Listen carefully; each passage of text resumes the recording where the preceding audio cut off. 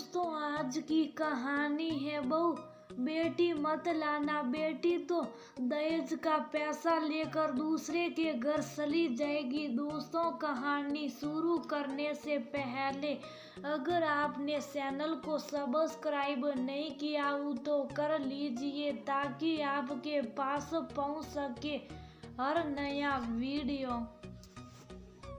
पता नहीं ईश्वर ने गौरी को इतना कठोर दंड क्यों दे दिया, जो बचपन से ही छोटे बच्चों को वेद साथी थी उसे ही माँ बनने के सुख से वंचित कर दिया। पति संजय उसे मोटरसाइकिल पर बैठाकर हाईवे पर जा रहे थे। सब कुछ बहुत सुंदर था, मौसम अच्छा था, हल्की हल्की फुहारें पड़ रही थी और गौरी खुशी से गुनगुना रही थी। ना जाने क्या हुआ, किसकी नजर लगी कि मोटरसाइकिल फिसल कर सड़क पर गिरी और गौरी के पेट में ऐसी चोट लगी कि उसका कभी माँ बनना संभव नहीं रहा। संजय बहुत दुखी हुए और खुद को गौरी का कसूरवार मानने लगे, लेकिन इससे कोई अंतर तो पड़ने वाला नहीं था। गौरी का ममता से भरा मन तो अब हमेशा के लिए खाली ही रहने लगा वाला था। पति के साथ साथ पूरे परिवार ने गौरी का साथ दिया। गौरी भी बहुत कोशिश करती अपना मन लगाने की, लेकिन ना चाहते हुए भी उसका चेहरा पोल खोल देता था कि उसका मन नहीं लग रहा। देवरानी के 2 बेटे थे। सास कई बार गौरी से कहती थी कि बहू उसके छोटे बेटे को गोद ले ले, घर का बच्चा घर में रहेगा और गौरी तथा संजय का भी मन लग जाएगा। गौरी कह दिया करती थी, ये मेरा ही तो बेटा है, अलग से औपचारिकता क्या करना। ऐसे ही समय कट रहा था कि तभी उन्हें पता चला कि गौरी की ससेरी बहन जुड़वा बच्चों को जन्म देते समय स्वर्ग सिधार गए। एक बेटा और एक बेटी।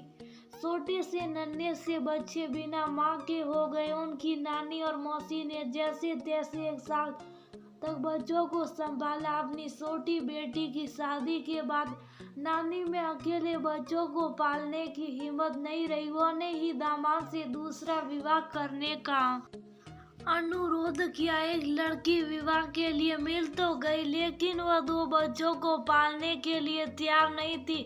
गौरी जब अपनी सासी के पास गई तब उन बच्चों को देखकर उसके मन में मात्र तब उमड़ पड़ा। उन्हें गोद में लेकर उसे बहुत खुशी मिल रही थी। सासी ने उसे बताया, बच्चों के पिता लड़की किसी को गोद देना चाहते हैं, लड़के को खुद ही रखना चाहते हैं। गौरी को यह जानकर बहुत बुरा लगा कि इतनी कम उम्र से ही बेटा और बेटी में भेदभाव किया जा रहा है। उसके मन में एक विचार आया कि बेटी अवांछित है, इसलिए यदि वह उस बच्ची को गोद ले ले तो उसकी सोनी गोद भर जाएगी और बच्ची को माँ मिल जाएगी। वैसे भी वो मौसी है, मौसी का मतलब माँ जैसी। इस कल्पना से ही उसका मन झूम उठा। घर आकर उसने ये बात पूरे परिवार को बताई तो उसकी सास नाराज होने लगी और कहने लगी, जब तुमसे कहा जा रहा है कि घर के बेटे को गोद ले लो तो तुम्हें पसंद नहीं आ रहा और दूसरे की बेटी को गोद लेना चाहती हो। गौरी ने कहा, ये भी मेरा बेटा है, लेकिन ये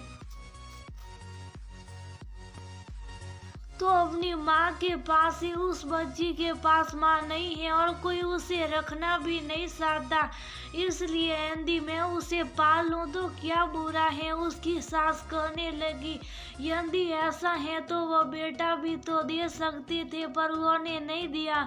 जानती हो क्यों? सबको पता है बेटा बुढ़ापे का सहारा बनेगा और बेटी दहेज का पैसा लेकर दूसरे के घर चली जाएगी। गौरी आलस्य से उन्हें देख रही थी।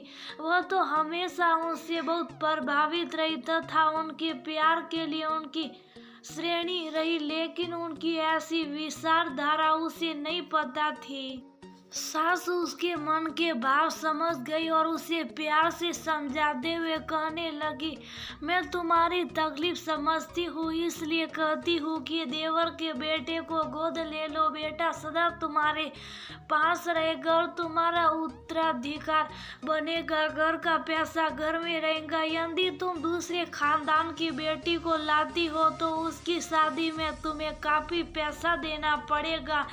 घर का पैसा भी जाएगा और तुम्हें अंत में देवर के बेटों पर ही निर्भर रहना पड़ेगा, क्योंकि बेटी दामाद तो किसी की जिम्मेदारी उठाते नहीं। इसलिए समझदारी से काम लो और उस लड़की को घर मत लाओ। संजय ने भी अपनी माँ की हाँ में हाँ मिलाई। गोरी की समृद्धि में वही छोटी सी बच्ची घूम रही थी जिसे माँ की जरूरत है। वह अपनी सास और पति के विचारों को सुनकर दुखी हो गई और सोचने लगी कि अभी से ये लोग भविष्य की चिंता कर रहे, जबकि कुछ भी निश्चित नहीं है कि आगे चलकर क्या होगा।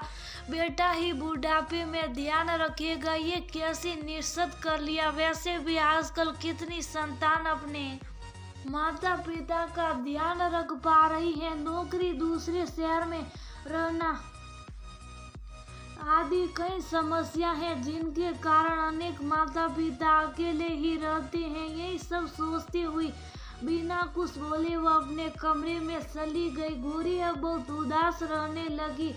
किसी काम में उसका मन नहीं लगता था। पत्नी की ये दशा देखकर संजय को बहुत बुरा लगा और उन्होंने बहुत प्यार से उसे समझाने का प्रयास किया कि उसे अपनी सास की बात मान लेनी चाहिए। गोरी ने उनसे पूछा, आपको पता है एक माँ को बच्चे को पालने के लिए उसे अपने दिल का टुकड़ा मानना पड़ता है, और ये तभी हो सकता है जब माँ दिल से उस बच्चे को अपना ले।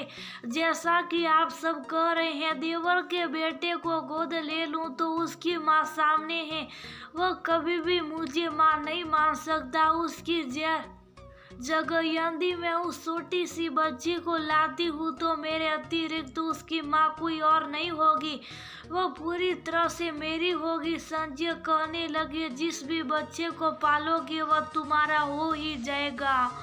गोरी ने कहा, आप इस बात को नहीं समझ सकते। इसके बाद बहुत दुख से बोली, किस बच्चे को मैं पालना चाहती हूँ। अपनी जिंदगी का इतना बड़ा फैसला भी मैं खुद नहीं ले सकती।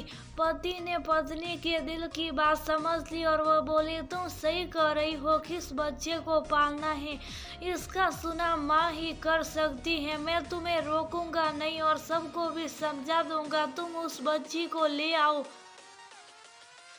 मैं उसे पिता का प्यार देने को तैयार हूँ। पति की बात सुनकर गोरी खुशी से झूम उठी और संजय अपने घर वालों को अपना व गोरी का फैसला सुनाने के लिए चले गए। उन्होंने समझ लिया था कि गोरी सही कह रही है। एक बच्चे को माँ की तरह पालने का फैसला बहुत बड़ा होता है। कोई दूसरा निर्णय नहीं ले सकता कि वह किस बच्चे को पाले। ये निर्णय तो केवल एक माँ ही ले सकती है। वास्तव में ये गोरी की जिंदगी का बहुत बड़ा फैसला है जिसे लेने की जिम्मेदारी उसी पर होनी चाहिए।